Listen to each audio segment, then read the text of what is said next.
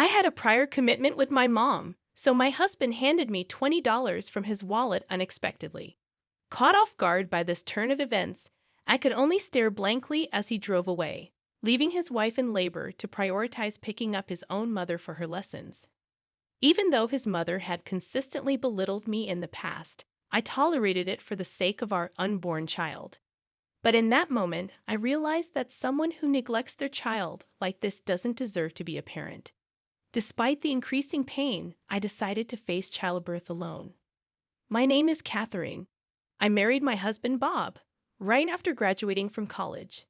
We were leading a reasonably happy married life. Bob, 3 years older than me, had been a senior in my college club. He fell for me at first sight when I joined as a freshman. Looking back, I blushed thinking about how passionately he pursued me. When you're young, just the fact that someone is older can make them seem so cool. I reciprocated Bob's advances, and we dated smoothly until my graduation. Even after getting married, Bob was head over heels in love with me, so I was never concerned about him cheating. He always left work on time, headed straight home, and ate the dinner I'd prepared while it was still hot. I heard he bragged about it at work, saying how happy he was, so I figured no woman would approach a man who was so obviously devoted. However, there was a reason I described our seemingly smooth relationship as reasonably happy. That reason was my mother-in-law. I thought the age-old mother-in-law and daughter-in-law issues were things of the past. But the moment she saw me, she frowned and said, "What's up with that hair of yours? Looks like you dumped ink all over it. I bet you dyed it last night in a rush, didn't you? Trying to look pure and innocent? It's embarrassing. Can you leave my son here and just go back home? Honestly, if you knew you were meeting us, you should have taken care of your hair well in advance." When I first visited my in-laws before the wedding, she said this to me, and I was terrified and mortified. As she pointed out, I realized my hair color was too bright the day before, and with Bob's help, I had dyed it black. Embarrassed and frustrated by being seen through like this, I was downcast for a while. I admit my mistake in etiquette, but I wish she had said it a bit more kindly.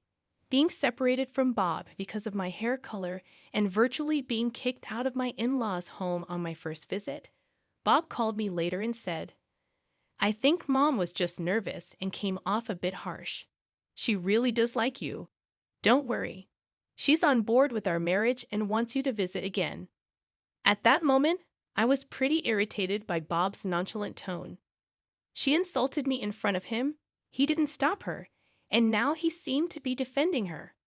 There was no doubt in my mind that her request for me to visit wasn't genuine. Was she going to force us to live with her after we got married and constantly berate me?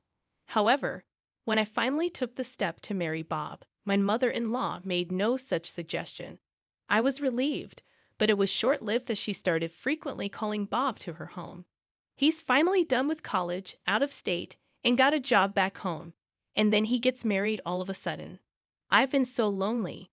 Why don't you let Catherine have a break and come stay with me for about a week? When I saw such emails addressed to Bob, I was taken aback. Showing me the message, Bob asked, "What should we do?" Instead of letting him answer, I called my mother-in-law and said, "I really appreciate your concern, but we still have unpacking and paperwork to do. I think it'll be a while before he can take a break. I'm sorry." In response, she nagged, "You can do the unpacking yourself. Don't always rely on my son." I simply nodded and ended the call. She was pretending to care about me, but she just wanted her beloved son by her side. Was there no consideration for a newlywed couple? While I was irritated by my inconsiderate mother-in-law, I was also upset with Bob, who just went along without resisting. My husband says that his mother has always been like this. After she separated from my father-in-law, her overprotectiveness became even more intense.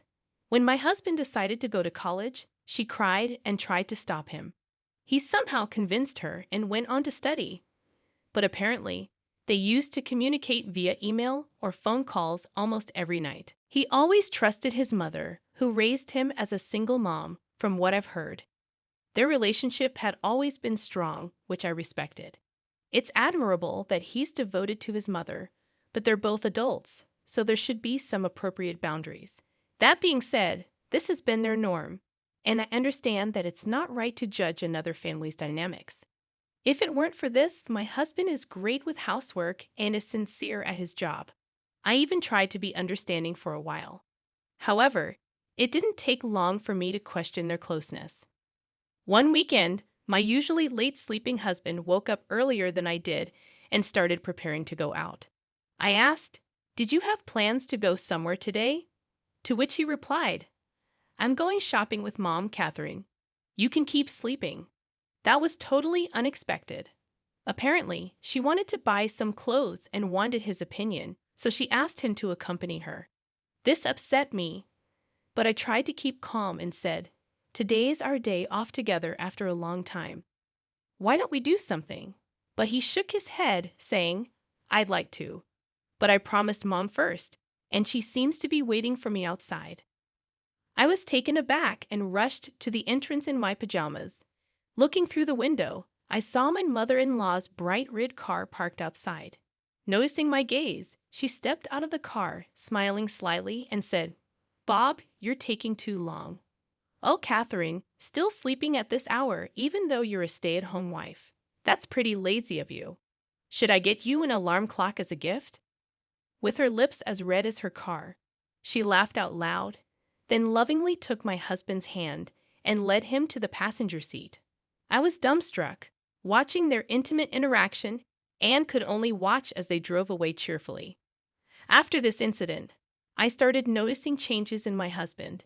He almost stopped doing household chores, which he used to do regularly, and began visiting his parents' house almost every weekend. His attitude towards me changed and became more demanding. "You're too lazy, Catherine. Whenever I'm off, you just sleep in. Do you think you're fulfilling your duties as a housewife? You even stopped wearing makeup. Just because you're married doesn't mean you should get sloppy. Even Mom's concerned about you. Maybe you should visit your parents sometimes." I don't know what my mother-in-law says about me, but my husband surely is taking advantage of that. He never complained about my naps or makeup when we were dating, but as my husband suggests, maybe my mother-in-law is genuinely concerned about my behavior. But considering how my mother-in-law treats my husband like her boyfriend, I can't help but think that she's just trying to annoy me. I hoped things would change once we had a child.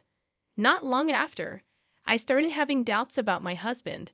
I found out I was pregnant.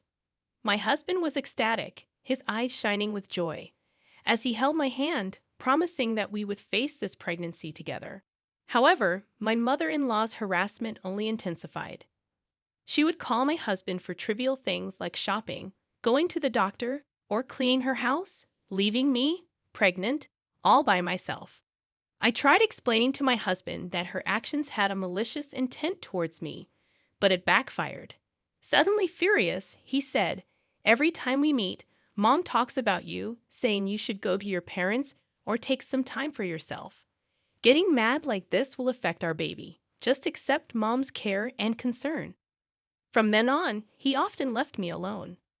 As days went by, my morning sickness got worse, and I expressed my desire for him to be with me as much as possible. However, he replied, "What can I do? Even if I'm with you, Mom also wanted to be alone when she was pregnant and didn't even want to see Dad." Feeling physically and mentally drained, I decided to face this battle on my own. Furthermore, on a day when we were out shopping for baby items, we bumped into one of my husband's colleagues unexpectedly. He said to me, "I heard Bob's been actively attending parenting classes. Your bookshelf at home is filled with parenting books, right? He's gonna be a great dad for sure, shopping with his wife today. Can't wait for your baby to arrive." Surprised, I inadvertently blurted out, "What?" Bob quickly jumped in with a sheepish grin, saying, "Come on, stop that." Apparently, he'd been portraying himself as an enthusiastic soon-to-be dad at work, even making up stories. Although I stayed silent to avoid an argument, I felt my anger boiling inside. Ever since, he continued to prioritize errands with his mother-in-law, and occasionally, when we would meet his colleagues, they would always say, "Catherine, You've got yourself a dream husband, with a hint of envy. This kind of behavior built up over time, and I started to distrust Bob's actions and words. I can't say for sure if this stress was the trigger, but one weekend while I was making lunch, I noticed my pants were wet. A thought crossed my mind, and I immediately ran to the bathroom, fearing my water had broken. I shouted across the house where Bob was still asleep, telling him to get the car ready ASAP. Bob, initially groggy, quickly realized the situation and turned pale, rushing to my side to help me walk. I had been told by the nurse multiple times to head straight to the hospital if my water broke. Understanding the potential urgency of the situation, Bob was starting to panic as we were finally in the car and on our way, and I was beginning to feel contractions. Bob's phone rang, but he couldn't pick up since he was driving, so I, fighting through the pain, glanced at the screen. A sinking feeling washed over me when I saw the name Linda, his mother. Staring at the screen for a while, the ringtone persisted. Thinking it might be faster to just answer and explain, I reluctantly picked up. Bob, where are you? You remember today is our weekly knitting class, right? Did you forget? I shivered at the cloying voice she never used when speaking with me, but I decided to explain it to my mother-in-law. The thing is, my water just broke, and I'm on my way to the hospital with Bob. As soon as I said that, my mother-in-law started yelling at me like she was a different person. What's that got to do with me? Don't use my son as your personal taxi service. Can I speak to Bobby? I've got my weekly sewing class today after all, and I had this planned first. I was at a loss for words. Not only did she not care about her grandchild's welfare, but she also said she didn't care. Even when I remained silent, I could still hear her shrill voice. I'm sorry, Catherine, my husband quietly said. For a moment, I thought he was apologizing to me for his mother's outburst, but then I noticed he was opening the door to the back seat where I was lying down. I had no idea what he meant, and the pain was so intense that I was just dumbfounded. He then said, I promised to drop off my mom, so can you call a taxi or an ambulance from here? I'll catch up with you, promise. So with that being said, hold on a second. You're prioritizing her sewing class over your own child. I can't convince her, so you've got to talk to her. It's getting more painful. We need to hurry. I raised my voice since I was running out of patience, but my husband grimaced and said, It's a weekly thing. Can't be helped, right? I'm sorry I forgot to tell you about it. Here's some money. Try to manage with this. He took out $20 from his wallet and shoved it into my purse. Then he went back to the driver's seat, and without hesitation, he drove off, leaving me behind. This can't be real. I was left not far from our home. Given the neighbors might see, I quickly looked up a taxi service. Meanwhile, I could feel the amniotic fluid flowing between my legs, panicking at the thought of our baby's safety. Tears welled up in my eyes as I struggled with my phone. Neither the baby nor I did anything to deserve this. Catherine. Suddenly, I heard my name called out. I turned around and saw a familiar face. You look so pale. No time to chat. Get in the car now. This kind person helped me into the back seat of their car. Her husband adjusted the front seat for me. The rest was a blur. As soon as we arrived at the main hospital, they wheeled me into a room prepared by the nurses. I was in so much pain that I was groaning, but I was told I still had some time before giving birth and should rest. The pain was so intense that at times I felt like passing out. Suddenly, my phone rang. I thought it might be my mother returning my call, but it turned out to be my husband. Looking at the clock, it was already late afternoon. Nearly 3 hours had passed, and I was appalled that he was just now arriving at the hospital. I decided not to answer, but he kept calling. So irritated, I picked up. Catherine, help me. I need you to explain the situation for me. It would have been nice if he'd at least shown some concern for me. I don't know what's happening to my husband, but for him to ask for help, even if he was about to be eaten by an alligator, there's no obligation on my part after he abandoned our child to help him. Who do you think you are? I shouted at my husband over the phone and hung up. A little while later, I went into labor alone. It would have been nice to have a dependable husband by my side at a time like this. But if a clueless husband who can't even prioritize is around, it might be better if he weren't there. Instead, I had the support of a kind nurse, and late that night, my long-awaited baby was born.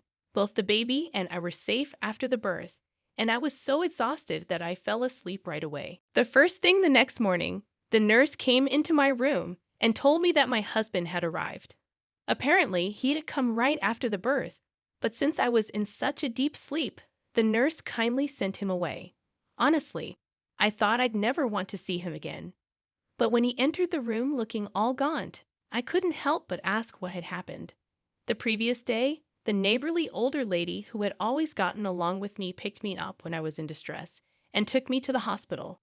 Because her son was around my age, she always took care of me as if I were her own daughter. She had been my pillar of support when I was newlywed and feeling insecure. When she asked about my husband in the car, I told her he was dropping off his mother for her hobby classes. She got furious on my behalf. I had no idea that her anger would push him to the edge. After she dropped me off at the hospital, she apparently spread the word throughout the neighborhood. Given that she was the head of the local community association, she had a lot of influence, and her friends confronted my husband en masse. It seems the situation was so chaotic that there were rubberneckers gathering around our house, asking for my help. In that situation clearly showed his lack of intelligence. I hadn't received a single call from my mother-in-law, and I had already made up my mind. Can you please leave? I'm not feeling well, and my parents will be here soon. They know about this, right? I want to apologize. Can I stay? My husband mumbled in a pitiful tone. What? I don't care if you want to apologize. I'll be busy, so leave. Please don't say that. By the way, where's our baby? Let me see him once, and then I'll leave. Just go. There are other expecting mothers here, so get out. Even after my cold response, he stayed. So I ignored him, turned my back, and pulled the covers over myself.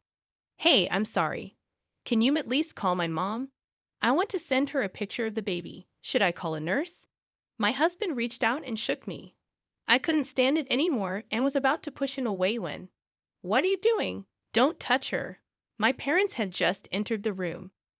My mom rushed to my side, pushing my husband away. How dare you shake a woman who's just given birth? And after what you did, how dare you show your face here? I'm so disappointed in you. Get out now. Even I had never seen my mom so furious. My husband was intimidated and finally left the room. My dad followed him out, and I'm sure he gave him a good scolding. I refused to see my husband during my hospital stay. After I was discharged, I took the baby and went to my parents' house. Afraid that he might do something, I brought up the idea of divorce over the phone. From now on, I'll be proceeding with the divorce through a lawyer. I informed him about the claim for damages. I completely ignored any objections from him. By the way, the damages I'm referring to are the scratches and bruises I got when he forcefully pulled me out of the car. He tried to make some excuses, but I told him I have testimony from the neighborhood lady and her husband along with photos of the injuries from that day. He then kept silent. My lawyer mentioned that since this was a gross misconduct toward a pregnant woman, the compensation might be substantial. While I was busy taking care of the baby, my mother-in-law Susan once stormed into my family home. The rumors spread by Catherine didn't die down easily, and the looks from the neighbors were chilly. Apparently, she was blaming all of this on me for not respecting their family. However, my intimidating father handled everything. With both mother and son driven away by my dad, I sometimes thought maybe we should have done this from the start. But my dad said the head of a family doesn't just easily step into the limelight, trying to sound all cool about it. Once I got the hang of parenting, I invited the neighborhood lady to my home and introduced her to my parents. She quickly became friends with my mom since they were of the same age, and they decided to keep in touch. The neighborhood lady shared a story she heard from a friend who works part-time at my ex-husband's company. This friend, like her, enjoys gossip and seems to have blabbed about the ex's story to others at some point. The tale spread like wildfire and got exaggerated along the way. and his reputation took a huge hit. Given that he had been posing as a devoted new dad and husband, the backlash was severe. He ended up being looked down upon by bosses and coworkers, leading him to quit his job. Approaching 30, jobless, and without any professional certifications, he seemed to be living modestly, relying on his mother's retirement funds and savings, becoming somewhat of a recluse due to the community's judgment. A few years later, I got a call from him, whom I had almost forgotten about. "Hey, where are you?" "I'm outside your family home right now." His rude greeting prompted me to respond in kind. "I've moved." "What do you want?" "You moved." "Living it up with the compensation money I gave you, huh? Must be nice. Come back right now. Let's start over. Mom wants to see you too." His ramblings made no sense. "Why would I go back to you? Are you still going on about Mom after all this time? Don't call me again. I don't want to hear it." I hung up without waiting for a response, and for a while, my phone kept ringing. When I finally managed to block his calls, he began flooding me with texts, begging for reconciliation. I read them just to be sure, but they were filled with nonsense like, "Don't you think it's sad for a child not to have a father? And even though you owe so much to Mom, not letting her see the child is utterly disrespectful." I deleted all of them and changed my email address. Though this whole incident was a nightmare, it allowed me to proceed with the divorce advantageously and take appropriate action against him. If a family member is going to be such trash, it's better for my child that they're not in our lives. I find comfort in this thought as I enjoy parenting, supported by my parents who have now become loving grandparents.